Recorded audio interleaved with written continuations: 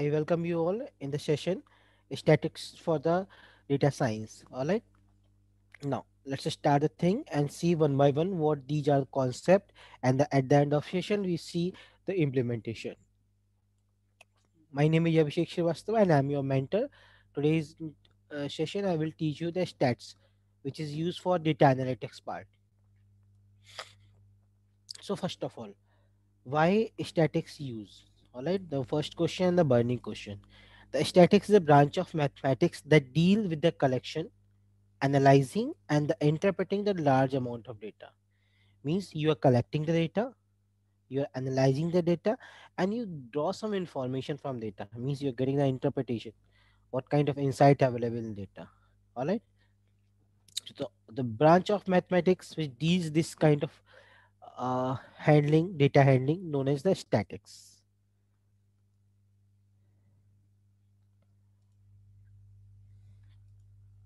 All right. Now, statics is a mathematical science. Another definition: statics is a mathematical science pertaining to the collection, presentation, analysis, and the interpretation of data. Okay, so you can see over here we have complex problem. Using that one, we have decisions. Means we are analyzing that problem and we are deciding something based on the given data set to you. We analyzing the primary data, we building a stats model, and then predict the outcome. These all done with the help of a statics. Now, what are the statistical and non-statistical analysis? These are very important. We have two type of analysis: statistical and non-statistical. What is that? The first one is statistical. It is the science of collecting, exploring, and presenting large amount of data to identify the pattern and trends. It is also called quantitative analysis. Means something quantity is there. You are measuring, you are handling some quantity. Then non-statistical analysis, it provide a generic information to includes text, sound, still images, and moving images. Alright, it is called the qualitative analysis. So these two things are divided on the basis of the available data. Okay, so in this we have text, sound, still images, and moving images, qualitative wise, and then quantity. Means when you're handling the quantity, it's known as statistical analysis. When you're not handling the quantity of data, there is non-statistical analysis. We can also divide the data statics part into two: one, descriptive and inferential. Let's see what this is and how it is useful. The descriptive statistics help to organize data and focus on the main characteristics of data. Okay, using this one we can organize our data and we find the main characteristic of data. It provides a summary of the data, numerical or graphically. When you have some data, so what do, you calculate some central tendency, just like average, that is mean, median, standard deviation, and correlation. These are very helpful. Descriptive statistics very helpful to find the insight, to find the pattern, because these all things are useful in the prediction. When you're going to prediction, so easily based on the characteristics of data, we can decide the which direction my prediction is going to be.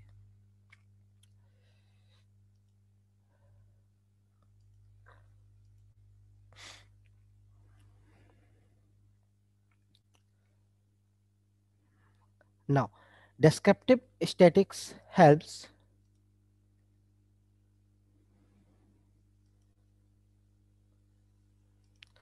Descriptive statistics help organize data and focus on the main characteristics of data. It provides a summary of data, numerical and graphically, whose example is given over here. In the descriptive statistics method, we record the height of person. We can find what is the maximum height, what is the minimum height, and what is the average height. Students keep joining, so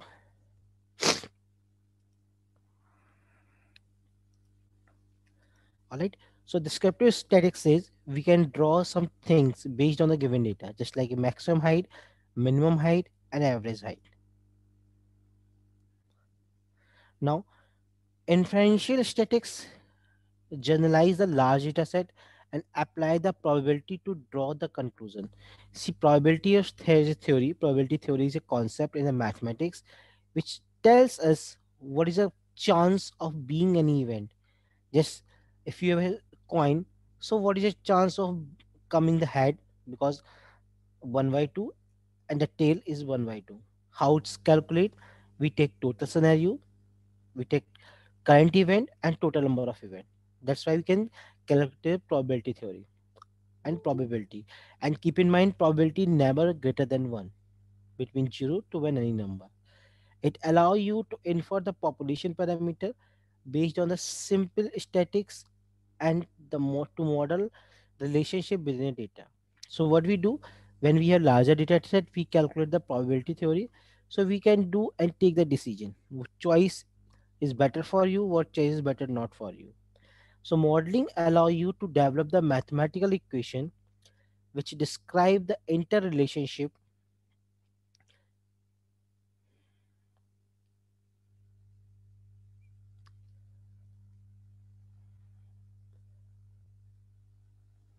The modeling Sir, allow we you. can't hear you, sir, in between. Yes, please. We are unable to hear. We lost your voice in between. Okay. I hope connection is sound okay. So modeling allow us you to develop the mathematical equation which describe the interrelationship between two or more variables. All right.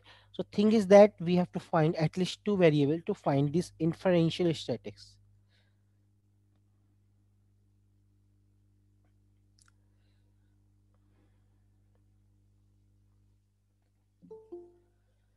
Student keep joining. I think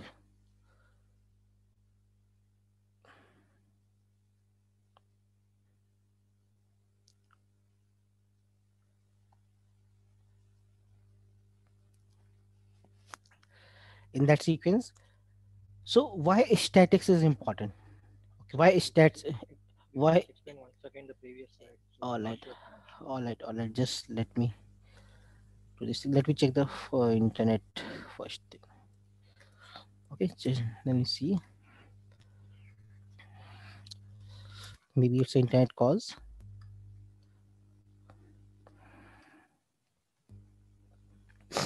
Yeah, internet fine. So I'm repeating my previous slide. Okay, so I'm talking about the inferential statics. Inferential statics generalize the large data set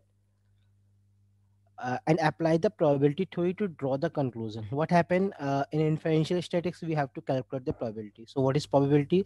Probability one kind of event handling technique, means what is a chance of being any event, this chance of happening any event.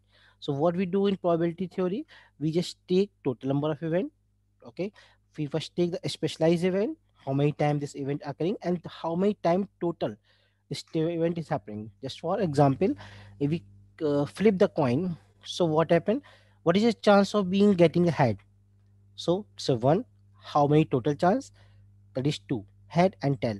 So 0.5 or 1 by 2, it is a probability. And keep in mind, probability never greater than 1. So it allow you to infer the population parameter based on the sample statics and to model the relationship within data. So two things are there. We have population, we have sample. Okay, we have good concept over here of sample and population. I will show you next few slide. What is population? Population is a large amount of data set and sample is a part of that particular data set. So why we take the sample? Sample is used to take some taking some inferential, some inference, and that using that inference we can get the data from the population.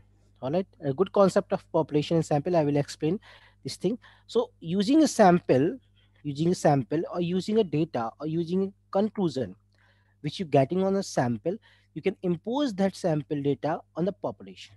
That's why inferential statistics is very useful.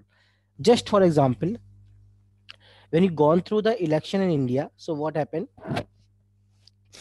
Different news channel just like Aaj Tak, NDTV show their survey whose government is going to be.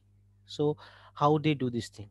They take their survey on a small amount of population known as a sample and then impose entire thing on entire country level, because it is not possible to cover all the country population. So they take sample and then impose the thing. Same thing we do in inferential techniques. So modeling allow you to develop the mathematical equation which describe the interrelationship between two or more variable. Okay, so thing is that we have to cover interrelationship things between two variables, because it's an interrelationship, so at least two variables required. Now, why statics is more important? Statics allow us to derive the knowledge from the large data set, and this knowledge can be useful to make a prediction, decision, and classification.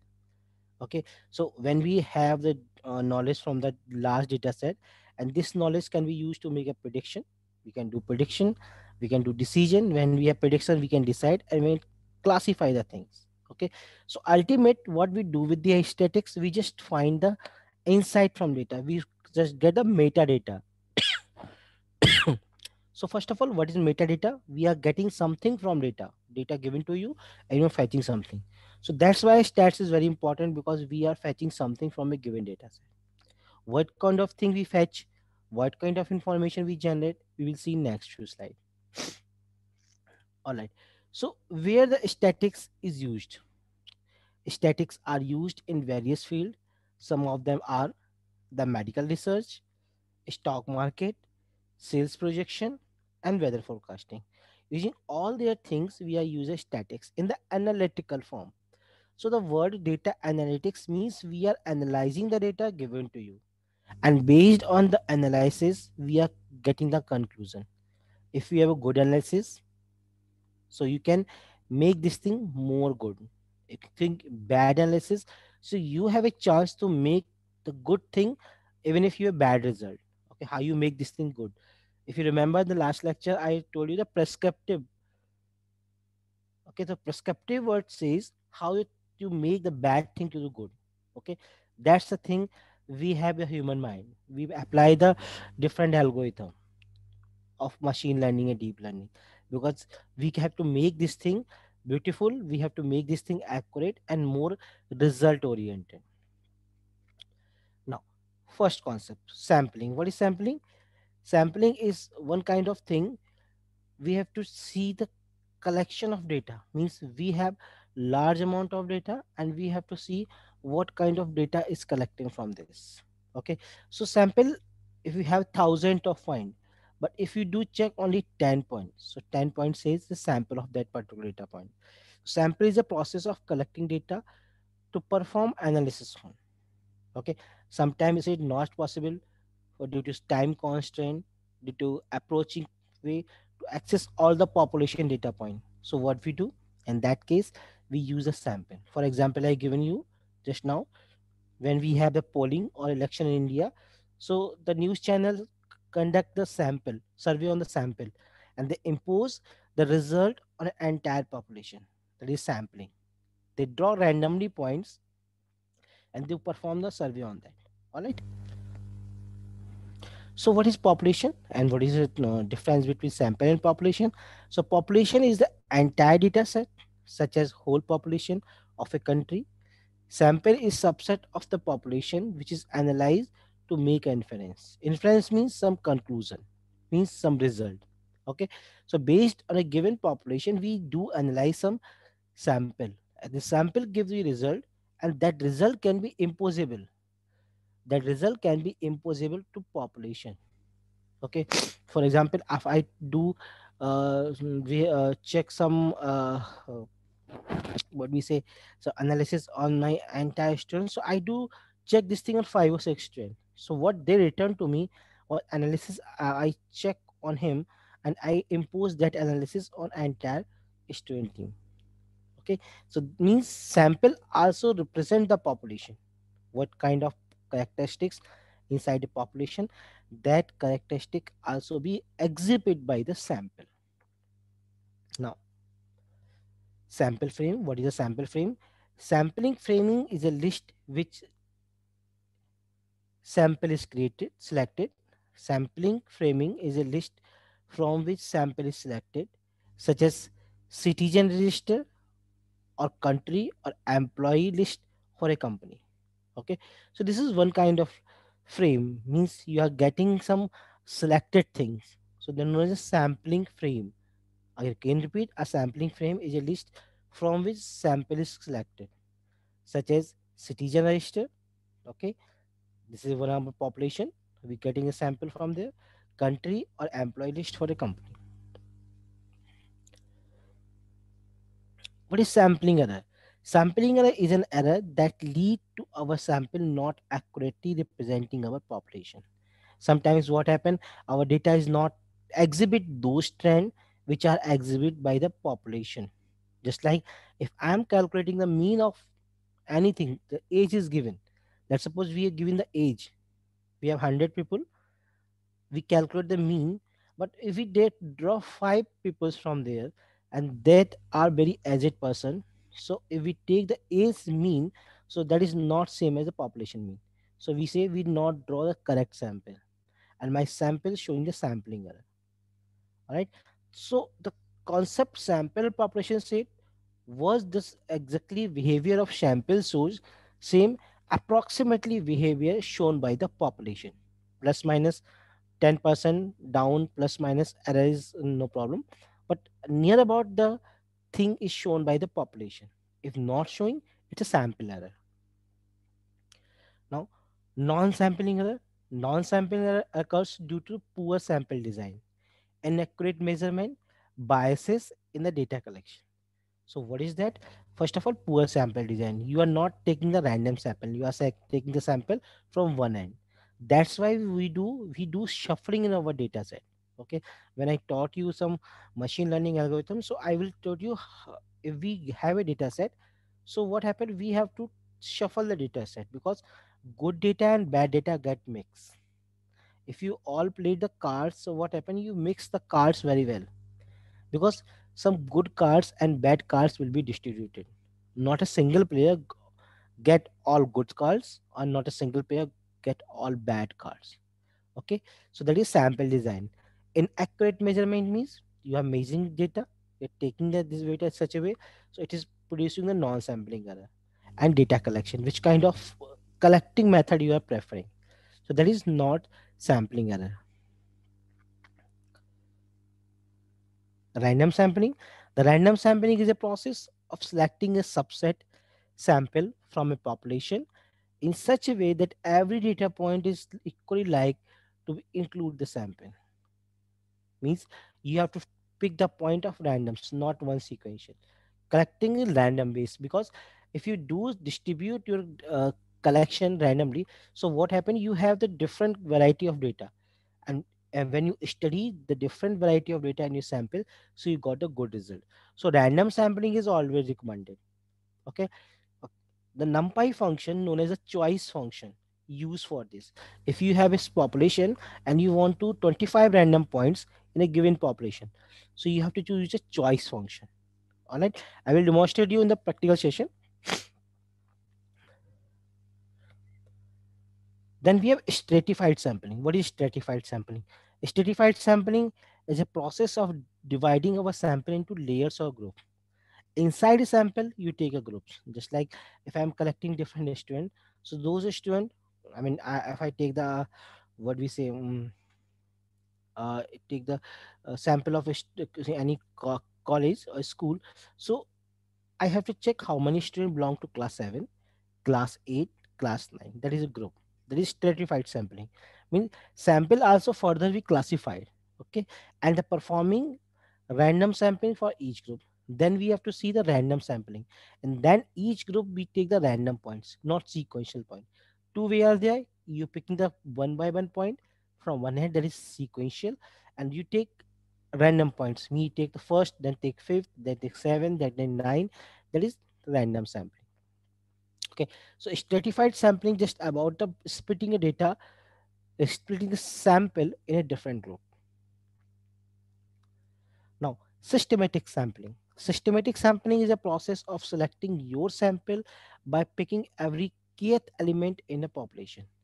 Means you have to pick every kth, means fifth, 10th, 15th, 20th, this sequence way. Okay, the process of selecting your sample by picking every kth. Kth means any number in a population. You don't need a list for this. Just let's suppose I take 2 to the power n. So every 2 to the power n, when you put n equal to 0, 1, 2, 3, 4, so 2 to the power 1, 2 to the raised power 2, 2 to the raised power 3. This is a kth sampling you are getting from this. Means finite number. First, third, fifth, sixth, anything getting in that thing is known as systematic sampling. Now, the central tendency, very important, very useful, and completely practical. All right. What is central tendency? Means your data is centering around some limit. Your data is centering or revolving around some value. That is central tendency. Okay. So what these are? The central tendency is used to indicate where does the middle or the center of distribution of our data lies. So what data are given to you, what thing given to you, where is center lie? Or based on the center, what thing where we can calculate over there. That is known as central tendency. All right. Now the three things divided mostly, that is mean, median, mode. All right, very good thing, and we can find the insight of data where data is centrally located. First one is mode. What is mode? Mode is used to indicate the most frequent number data point. Means in your distribution, what the number which is mostly repeating. In other words, the one which occurs most number of times. Let's suppose if class of seventh is given, so what is the age which is mostly repeating of all students belonging to seventh class? So generally, the student start reading in the age of 3, and they are now in seventh class. So approximately they are around the year 10 years old. So what happened if those students who have the highest repeating, I mean around 10, 11, 12, that is a mode. Okay, maybe you have two modes in your distribution. All right, but thing is that that is a tie. There is a tie between the mode. Maybe you have two mode, three mode, number may be repeated again and again. We have function for mode using a numpy library and pandas. Then we have median. What is median? Median is a middle of the data. What distribution you have, what will lie in middle section. That is a median. If the data is arranged in the ascending order, then the data element which occurs right at the center is median. So first of all, the sorting is required. Means data is in ascending order. What data is given to you in random order, you have to sort the data. Then what happens? You find the middle. So two problems is there. If the number of element is odd, so you can find the easily the median. But if the number is even, so what happen? You find two element in the middle. So in that case, what we do? We just take the average of this. Okay. Let's suppose we have eight number. So you don't find 1, 2, 3, 4, 5, 6, 7, 8. So you don't find the middle one after sorting. So you take the middle two and then take the average of this. That is your median. Okay. What is mean? Mean is the average of data point. Okay. Means what we do locally, we say it's average. Okay. So in simpler term, the sum of values divided by the total number of values is represented by the sigma. Okay. In statics part, no sigma. Okay.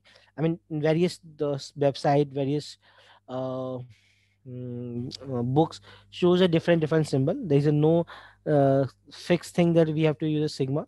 Okay, so the with concept is same. Mean is the average of data, what data you have, what distribution you have. When you add them and divide the total number of data point you have. So we have two type of mean: trimmed. Yeah, that's why it's a mu. Okay, and sigma square is standards for the variance.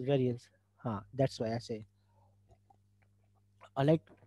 So we have trimmed mean and we have weighted mean, two type of mean. Let's see what is this. What is trimmed mean? The trimmed mean is used to deal with the outlier by trimming or removing some data from the both hand. So get rid of outlier. What happened? You have outlier. Outlier are not continuous point. So what happened? You want to get the mean of the continuous data or dense data. So you have to remove the identifier, sorry, not identify outlier. So what happened when you remove the outlier? So you got the data which is continuous data, and you get that mean known as trimmed mean. All right, and in that sequence, what is a weighted mean? Weighted mean is used to when the certain value are supposed to count more in some context. Weighted mean is used when the certain values are supposed to count more in some context, just like calculating average grade of student based on their grade distribution. So some weight is associated with this. Okay, let's suppose it is a first rank. So first rank has a more weightage. Third rank has a less weightage. But what happened? The value of third is more than the one. So we have to see the one is a more weight while the value is three is more. So weighted mean we have to consider that if you got the first in the class and one's got the third in position in the class, when you put these two number one and third to computer will identify the three number is greater than the one. So there is a one kind of weightage mean. What weightage is given to the particular number, and you taking that mean known as weightage mean.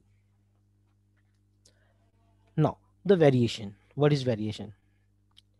Variation in the statics is used to show how data is displayed. Okay, means that you have the middle point and how far data is revolving, known as dispersed. Okay, how far data is revolving means if we take if it I take test. Let's suppose I take the test. So what happened? Out of 100, the mean value I found is 60. Okay, so if I put the vertical on 60, so how far the left side means 60 to 0, how much data is traveling, and 60 to 100, how much data is traveling. That is variation. Okay, several measures of variation are used in statics. What are those variations? First one is range, quartile, and variance. This is a variation. Okay, so variation calculate the range, quartile, and the variance. We will do all the things practically using the Python library. Okay, what numpy function I left for the statics we covered today. So first one is range. What is range? Range is a difference between the highest and the lowest value in our data set. Means what highest value you have, what lowest value you have. You just take np dot max, np dot minus, and then you subtract np dot max minus np dot min. So you get the a range. The range tell us the distance between the lowest and the highest value in our data. All right, let's suppose I take the test. So minimum student score the 55 marks and maximum 90. So if I subtract 90 minus 55, this will give me the range. In this range my data is loading, in this range my data is traveling. All right, what is percentile? Percentiles are the score I used to describe value below which some observation falls. Means if x has a seventh percentile, it means 70% of other data points for the sample are below. Means we are splitting our range into different range, that is known as percentiles. 25th percentile, 50 percentile, 50 percentile known as a median, 75 percentile, and the 100 one. So generally data shows 5 points: 0, 25 percentile, 50 percentile, 75 percentile, and 100 percentile. That is known as the 5 points. And the box plot eventually make on this thing. Box plot, that's why useful, because box plot covering all these percentile. If you mind this thing, there's a whisker connect from 0 to 25, then box is created after 75, again whisker is connected to 75 to 100. If you mind this, and you got all these things are ready-made function, ready-made pandas function. What we do, if you remember, that is describe function. All the things is covered in particular describe function, but we do cover one by one with the help of pandas and numpy. Now what is quartile? Quartile are used to break data into four parts. Okay, so it's better to find spread data into way a less influenced by outlier. So when you have a range, you can split into quartiles. Okay, when you do drop quartile, so you can identify where the density of data point is much greater and where the density of data point is much lower. Correlation. What is correlation? Okay. So in correlation, what we do, I already covered this thing in pandas, if I remember, when I do teach you the heat map. So correlation is a term that measure the strength of linear relationship between two quantitative variables. Say what we do, we take x of I, then x bar, y of I, y bar. Then we take summation of these things. So this is known as also Pearson correlation. Okay, what it do? It basically find the how strong it return a value between 0 to 1. Okay, and maximum value is 1, minimum value is -1. So what happened with this? Your input is highly correlated to output variable with a positive slope. Somewhere we have, yeah, positive correlation. So your input we have out closely related to the output with a positive correlation means positive slope, or input is highly negatively correlated with the output variable means increasing the value of x, you must increase the value of y with respect to x, or increasing of x decreasing the value of y. I show you this thing in pandas, but again the thing you show over here, what is positive correlation, what is negative. So positive correlation terms that used to describe the positive linear relationship between two quantitative variable means if we have a line and we do draw y equal to mx plus c, so you have positive line means the positive slope. Okay, so how the slope is concerned, how the slope is steep, that is a growth of x with respect to y. Similarly, we have a negative correlation, or no correlation means no correlation, no slope. If your line is straight like this, what we have, you have slope like this, positive slope. We have slope like this, that is negative slope. Okay, and when we have straight line, there is no correlation. There is no impact of x increasing and decreasing y. Each time y become the constant. Each time there is no correlation. So what is negative? Negative correlation terms that used to describe the strength of negative linear relationship between two quantitative variables. Means once increasing, let's suppose the pollution of city is increasing. So house price in that city will be decreased. No one want to live in polluted cities. Similarly, if the what we say the crime of city is increasing, so no one want to live in that city, so again house price will decrease. So these are the example of negative correlations. What is the positive? If any city have the high medical facility, good medical facility, so everyone want to locate in that city. If any city has the high education standard, so everyone want to live in that city, so in that case the price of house will be increases. So these are some scenario where we have positive relationship and negative relationship. So standard variance and standard deviation. Look this thing, very important concept. Standard deviation is the square root of standard variance. Standard variance known as the variance also. Okay, what is variance? We have to find the how data is spread about the mean value. Okay, means the data value minus mean value raised to the square. Check this one. Sample variance data minus mean value, it's a square. We do summation over all these things. And when we take the square root of this one, there is known as a standard error. Means on an average, how much point the data is deviating from a mean. That is standard deviation. Okay, using this thing, we can find approximate how much each data point is far away from the mean.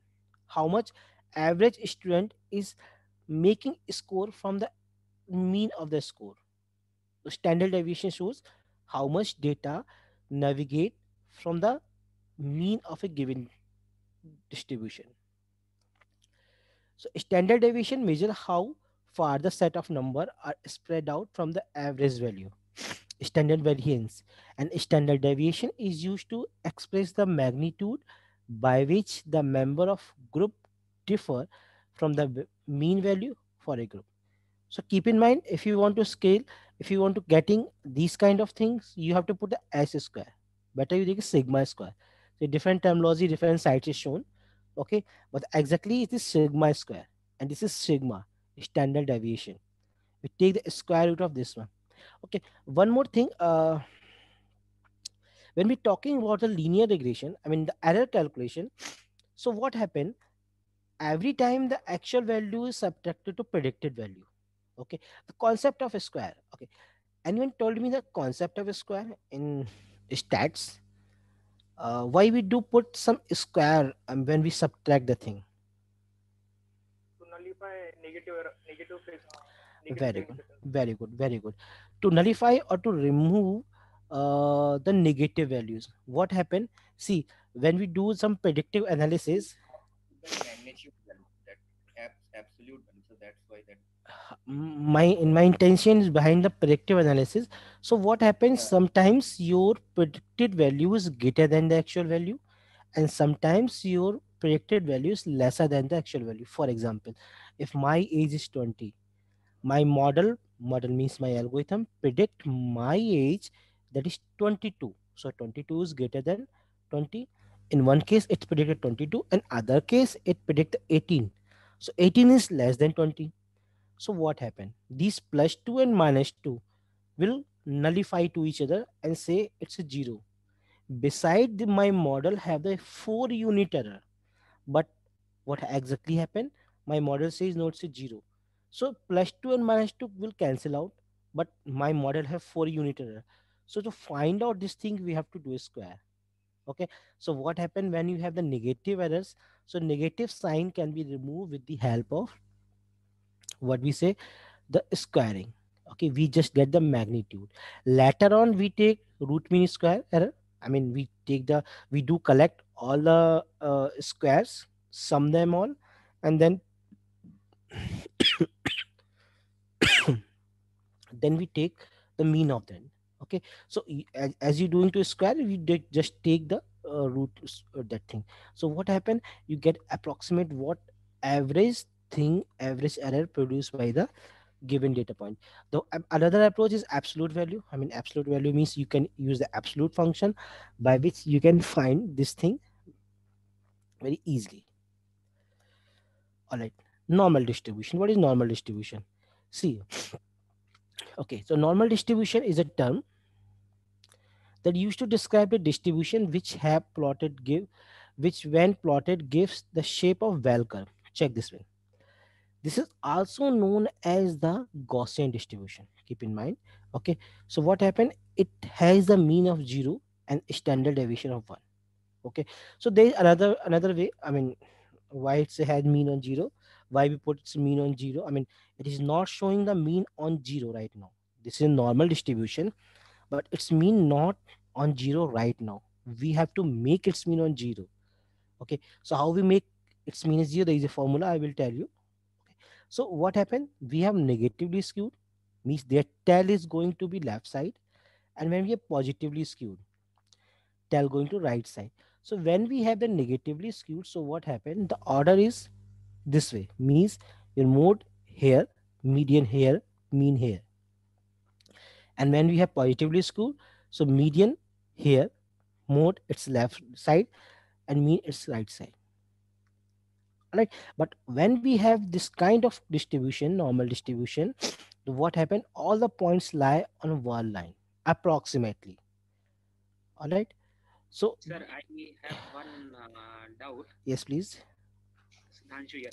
Sir, the lesser the standard deviation value, it is better, right, sir? Mhm. I mean, I'm asking you, sir, No, actually. actually what happened, we take the multiple of 1, standard deviation plus 1 minus 1 plus 2 minus 2 plus 3 minus 3, and we suppose all the data is adjusted. See, according to some experiment it says that 65% of data is adjusted in plus 1 standard deviation, then 80% deviation data is adjusted between see, minus 1 plus 1 contain the 65% data, minus 2 standard deviation plus 2 standard deviation contain the 85%, and then 95% data contain between minus 3 standard deviation plus 3. Okay. But this standard deviation gives us the consistency of the features, right? I mean, or any variable we can say, right? Not consistency, how far data is spread. I mean, this is for the Okay. how far is spread. We will calculate right now after this presentation. We do practically this thing. Okay, so Okay. you can see over there how to. And we Normal distribution has been zero. no, no, no, no, nothing, nothing. No, standard normal distribution, right, sir? Yeah, that is standard normalization. That's why I'm saying this is not zero over here. We have to make, No, we saying have that to, we have to make it zero. We have to put in zero using a yeah, G function, using Z score, or we say standard both. scalar. Yeah, yeah. Both thing. Okay, so don't be confused. Lots of things will be confused. Okay, so here not it, I put over zero. We have to manually put it to zero. So on both axes around the zero, minus the positive values goes. So you can do this thing with a G score or standard scalar using the machine learning concept. Okay, formula is same, both for formula is same. Okay, I will show you how to in G score how to put this thing in zero, because this thing is navigating somewhere around 1 2 3 any point over there. But to normalize data we have to put this thing in zero, so that data is navigating both side of axis, minus and plus, and the mean on the 0 point. Okay, let's see. So empirical rule, what are the empirical rule? Check this one. The empirical rules is used to remember the percentage of value that's lie within a band around the mean of the normal distribution. Okay, so with the 2, 4, and 6 standard deviation. So check this one. What a thing I tell you. If we have mean on zero for good normal data, so in the one standard deviation, 68% or 69% data is founded over here, both side. Okay, and the standard deviation of -2 plus 2, you got the 95% data, and here -3, you got all data. So good data always lie over here, but as you moving toward the tail of this curve, so mostly you find the outliers. Mostly you find the outliers. So normal distribution not it this way, because this is the mean put on zero when we make it normal. Right now, without making it normal, it is not normal. It is this mean is put some other points where exactly mean is like. But if you want to make it normal, so you have to either score the G score or what we say the standard scalar. Okay, if we have time today, so I will try to make this thing. No, I mean first I show the distribution. This is nothing but a KDE curve. You got this over here. You want to plot this curve, this is KDE curve. When you do convert this data into standard scalar, so this is come on the zero. Okay, if time is remaining today, so I will show you this thing. Okay, so So, now sir, question here. yeah, Uh, if the data is not normally distributed, it is on positively skewed. okay. But it is, I mean, I cannot say that there is an outlier or anything else. I can say it is positively skewed. Do I need to further refine and make it to normal distribution, or I have to treat it in the same way? See, I want to reply with the concept of machine learning. Okay, what happening? See, you aware of the diabetic data set? Yes, sir. What is the maximum value of glucose? I don't I, remember. I, I hope I have 180. I have 180. A minimum around the 50. So what happened when you take the normalize the data? So data is spreading about the mean is put on zero, and data is spreading about -1 to +1. So what happened that the glucose whose value is 200 now comes in the range between -1 and +1. So when you normalize the data, so training become fast on the given predictive analysis. There's a thing to normalize data, nothing else. You see, you have to train your model on the value of 200, rather than you can convert that value. I will show this practically. Okay, I promise you if I have time, so I will show. So 200 glucose will coming around in this way, -1 to +1. Okay, that is why we have to normalize to fast my training. That's why we have to normalize. Okay. All right. Thank you. And its formula, I mean, what is G score? G score is measure how many standard deviation below or above the population mean.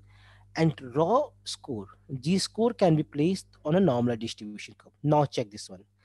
Here what we do, the bell point means the mean point of data is put in on a zero every time.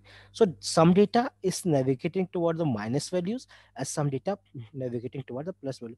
So how far good value, how far good value here means good value means high value. Just like I give the example of glucose 200, that data come in the range of -1 and +1, and that's name is this is a concept of statics, but the exactly technical word concerned with the machine learning which you have to start, that is standard scalar.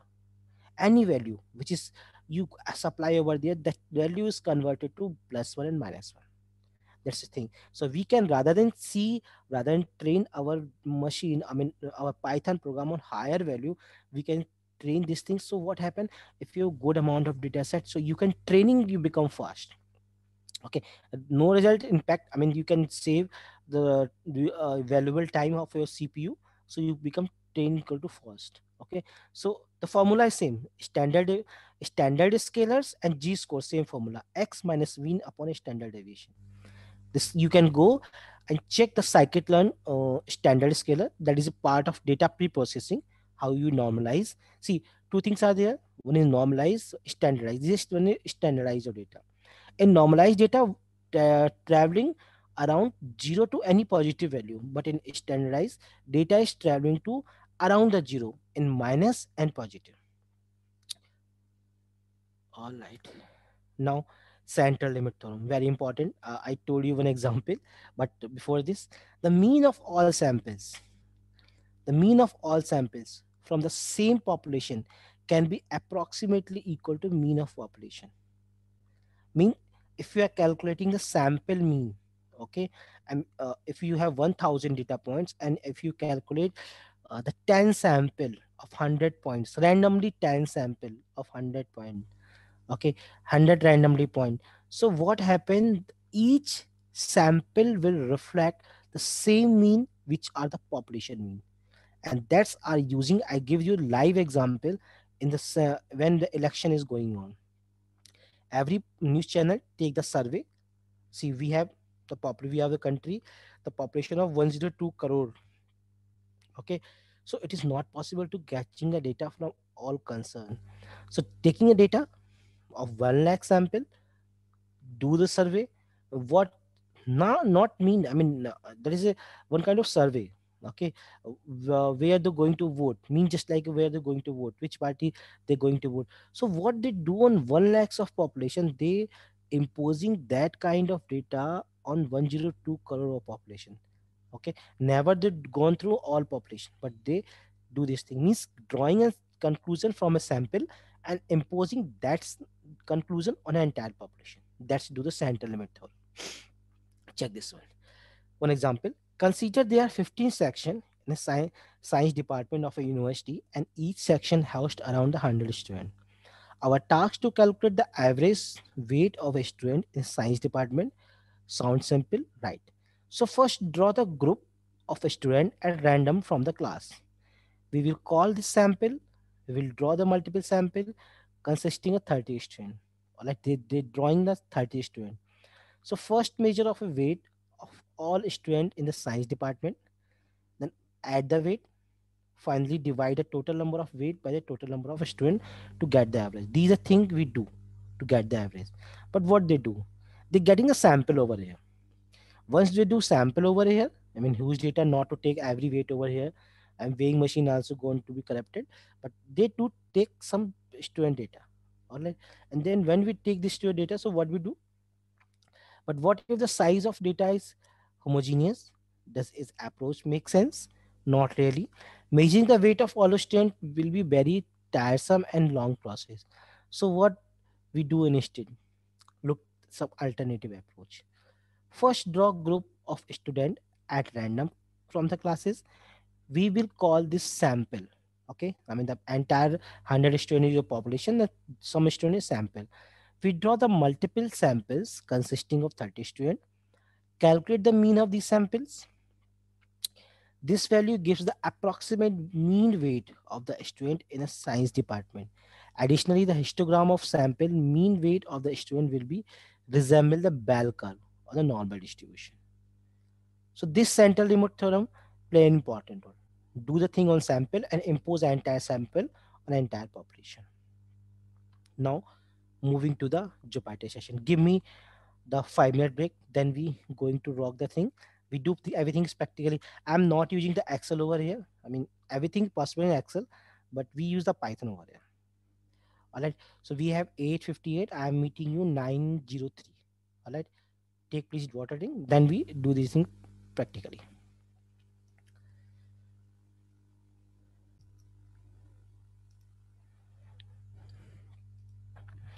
Welcome back in this session. I hope all of you over here. Yes. Okay. So open your command prompt and do create one Jupyter notebook. Am I visible? Am I audible? Confirm me in chat box. Okay. Shahid, turn Hello, off your sir. camera. Shahid, turn off your camera. Shahid, turn off your camera. Yes, please. Sir, does this central unit work on bad sampling? What do you mean by bad sampling? First, tell me. What do you understand why by that? Sir जैसे आपने बोला था bad sampling के अंदर bad sampling ये होता है concern thing ना लो, जैसे कि लेट सपोज कि मुझे 7th क्लास के बच्चों का टेक देना है, तो मैं अगर 8th क्लास के बच्चों को ले लूंगा तो वो मेरा सैंपल बिगाड़ देगा. मुझे 7th class mean the authority which collecting the sample should know the concern audience, concern target audience, all right, not some. Sir अगर अगर 100 स्टूडेंट्स में से वेट फाइंड करना है हम्म और 30 का सैंपल जैसे आपने 30 स्टूडेंट का सैंपल लेना है हम्म और एवरेज सैंपल अगर मैंने नॉर्मली सब मोटे लोगों का सैंपल लिया सब पतले लोगों का सैंपल लिया 30 लोगों में तो सर वो एक टाइप बैड सैंपलिंग ही होगी नहीं नहीं, 100 में स्टूडेंट में मोटे पतले लंबे ठिकने सब सब सब इंक्लूड है, ठीक है ना. बट ये हमें एक सैंपल नहीं है, हमें कई सारे सैंपल लेने होते हैं, उसका मीन निकालता है. सीएलटी क्या कहती है, सेंटर लिमिट थ्योरम क्या कहती है, कि आप कई सारे सैंपल लो, एक मत लो, देन उसे परफॉर्म करो. जब एक सैंपल लोगे तो कंक्लूजन नहीं आएगा, कई सारे सैंपल का भी मीन लोगे तब भी आ जाएगा. हमने सैंपल लिया, सैंपल का मीन लिया, उस सारे सैंपल का भी मीन ले लोगे ना तो आपको अच्छा रिजल्ट आएगा. If you take mean of that particular sample, the first sample reflect you some mean, second sample reflect you mean, and then you take the mean of all these.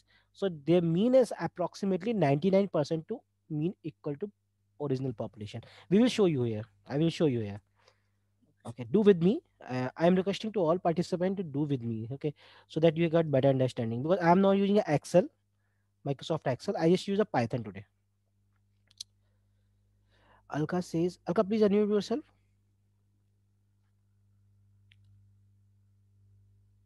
Alka, please unmute yourself.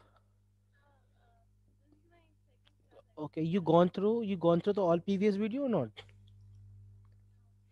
Okay, do it. So you have Anaconda. Okay, so you have to contact me first. Okay, so all new participant. Okay. So dear, I just suggest you look today. Okay, later on and the end of session, I will tell you what you had to handle.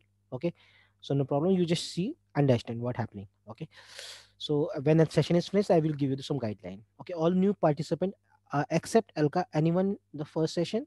Any participant who's first session today or second session today? Only Alka is there. Okay, no problem. Okay, so where is my Jupyter notebook? I am taking my Jupyter notebook inside the pandas. Okay, because I have the data set. Okay, so we do some raw facts as well. We do on some data set.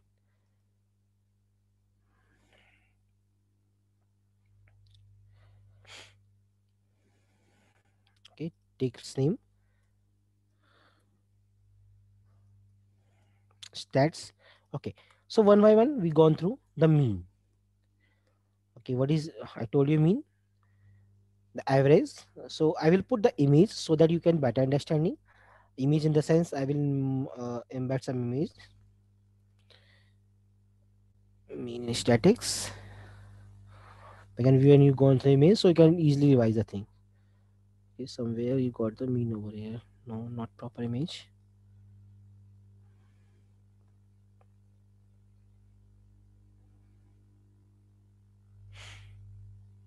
Hmm.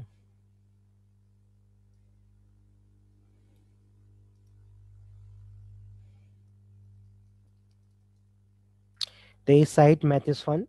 It is highly recommended. So you gone through this side. I mean, good thing is given on this. Take this one. Just copy this image address. I put this image in my Jupyter notebook. IMG. It's a, HTML tag. I mean, those who from computer science background know this thing. All right. So in mean we have to find the average, the middle value. Okay. So how we take this thing? Okay. First of all, I am importing all the libraries. Matplotlib. Sorry, import numpy as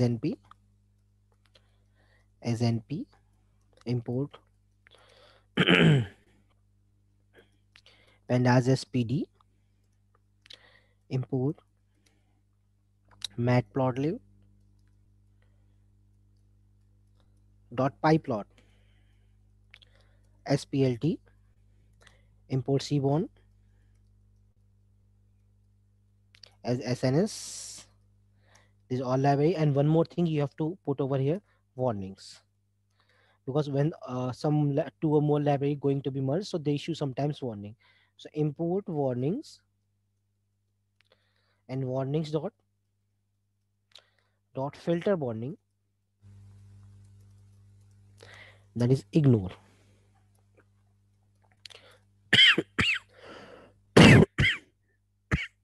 Sorry. All right, running this all thing.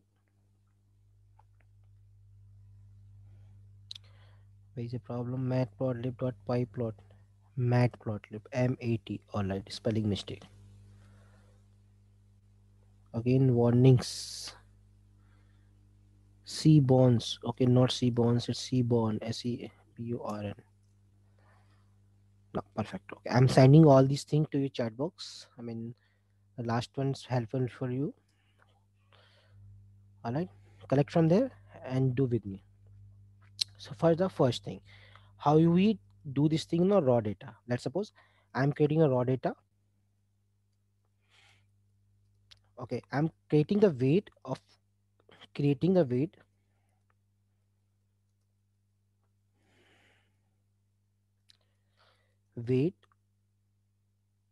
of 100%. Okay, so I will tell you the function. I mean, basically, my thing is centric on the function. How we Python implement the stats part. Okay, so what I do, I take weight equal to np dot random randint. Okay, so what we do, we take assumption that uh, some person have weight starting from 30 kg to 70 kg. In fact, the 71, because when you do put 71, so it will attend the 70. Then these are the 100%. So weight, check this one. Now the function in Python, which is for the numpy. First, let's see how we calculate this thing manually. How to calculate the weight? I mean, mean manually. Calculate mean of points of data points manually. MANUALLY. Okay, so this is my numpy list, numpy array. So what we do, I just take sum equal to 0 or s equal to 0. Okay, we have to first add this thing. So for I in weight, okay, let's check I is printing or not. Yeah, perfect, I is printing over there. Now what I do, print not print, take the sum s plus I.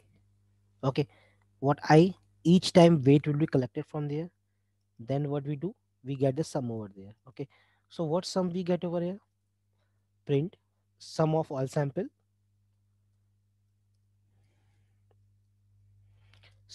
samples is my s, that is 5106. Maybe you're different because these are random points. Okay, but how we do collect this thing, you can manually add this thing.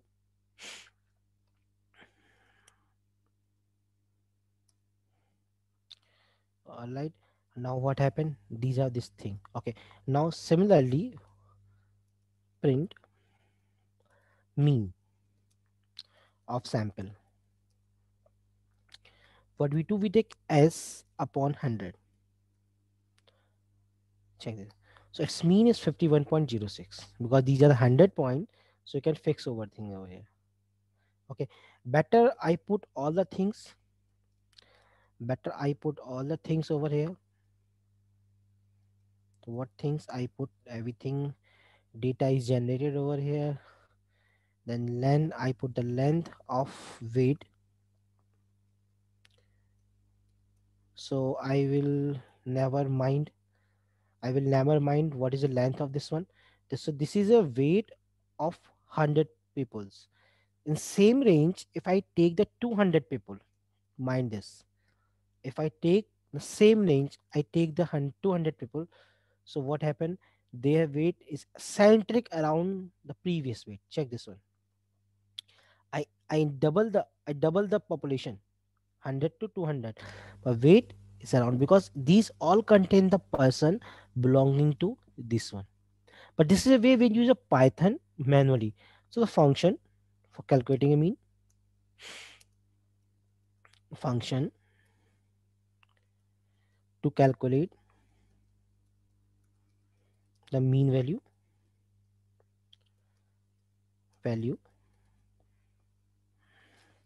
Okay, so if you want to calculate directly, so np dot mean, better you take the print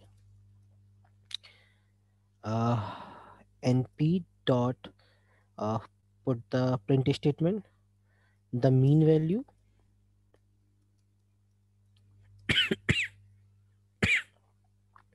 np dot mean, np dot m small, mean, then put the weight. See, now weight is updated, 200 people are there. So you can directly, without manual doing anything, you can calculate this one here, same weight over here.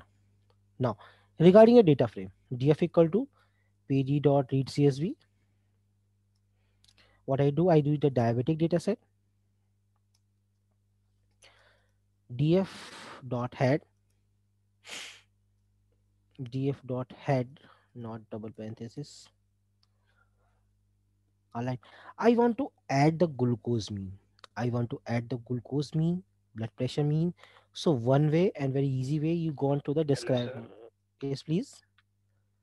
Sir, we have main function in pandas also, right, sir? That's why I am going to demonstrate you, sir. At least know the first approach. Same thing I am going to demonstrate you. That's why I Sir, read this no, data set. Yeah. no. My doubt is Yeah. which one is the better, pandas or numpy? Uh, never compare both because both give the same result. When you do operate the thing in data frame, so you operate the pandas, and when you have this kind of matrix, so go with the numpy. All right. That's my doubt, sir. Okay, Thank you. okay, okay, thank you so much. What's your good name, sir? Venkatesh, sir, Okay, Venkatesh. Venkatesh. Let's analyze which one is better. Okay, so what Okay, happened? sir. uh what we do, yeah, I'm just calculating the mean of glucose. So first one, you got a describe function, it will give you mean of all these things. But if you want to calculate the manually, so what we do, we take df dot column name. Okay, this is one way, 102.89, same thing you can find over here. Okay, and what if I want to take this thing as a numpy? How to convert this column as a numpy? Convert glucose column, glucose column as numpy. Numpy, what we do, I take any value glue equal to df my data frame dot glucose dot values. All right, when you do this thing, so this will convert every data in numpy. Keep in mind. So every data come in list format. Okay, you want to check its type. It's a numpy array. Okay, the same code means either you go the np dot mean mean, then pass the glue, because numpy list over here, same result you got over here. Even if you want to do this thing manually, okay, what we do here manually, so what we do, we have to change only the collection. So what collection we have, we just take remove this one.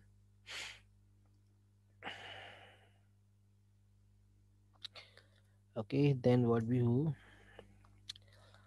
okay, I take the here glue, glu, okay, the list of numpy, then check the thing, 102, oh sorry, 120, 120. So I give you three approach: pandas, numpy, and your own. So anyone you want to do, you can go this thing. So if what if I want to calculate all means over there? What if I calculate, so call equal to df dot calls. Okay, so for I in range of length of call, I take one list over here. Mhm. All underscore means equal to null, blank list. So what happened, I have to get its mean, so I take all means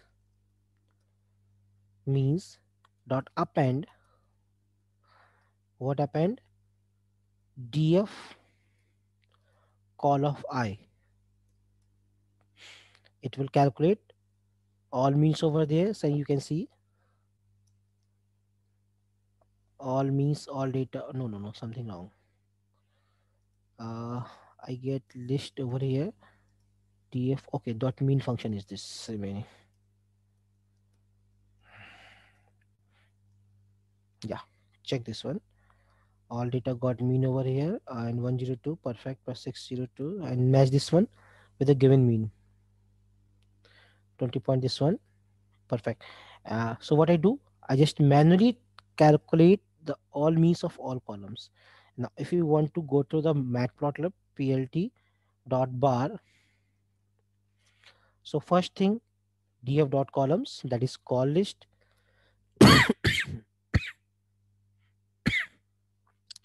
and all means, MEA.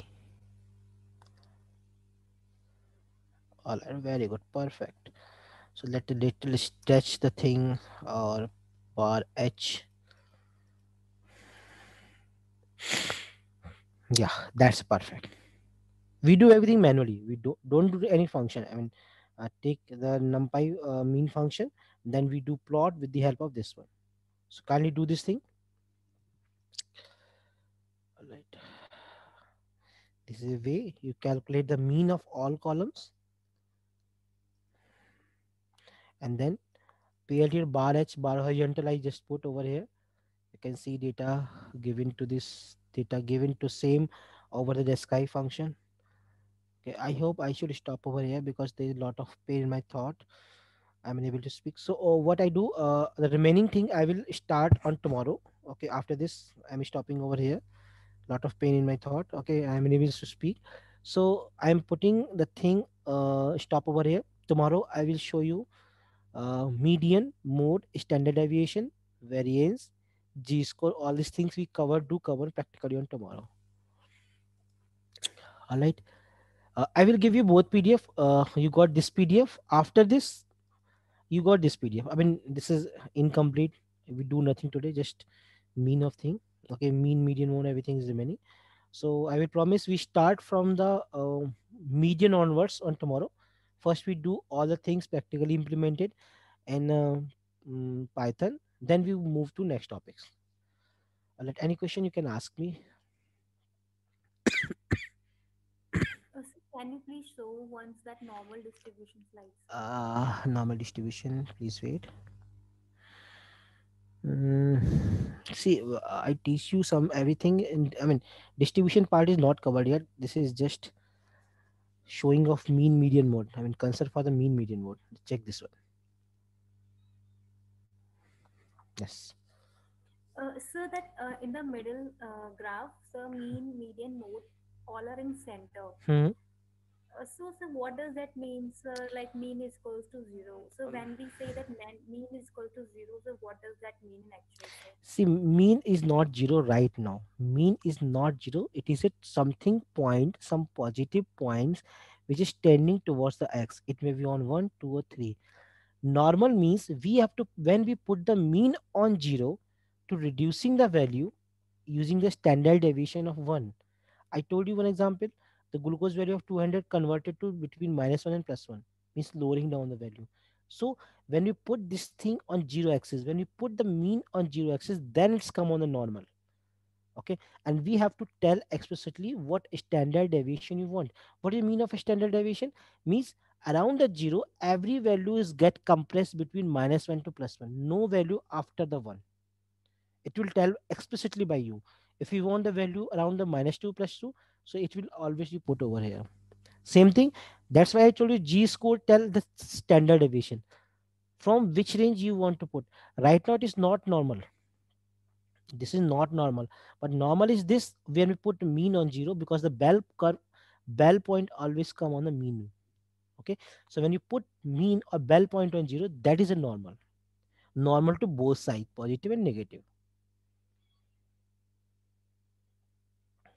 Got it? Yes, sir. Yeah, the new participant. Mm, New participant was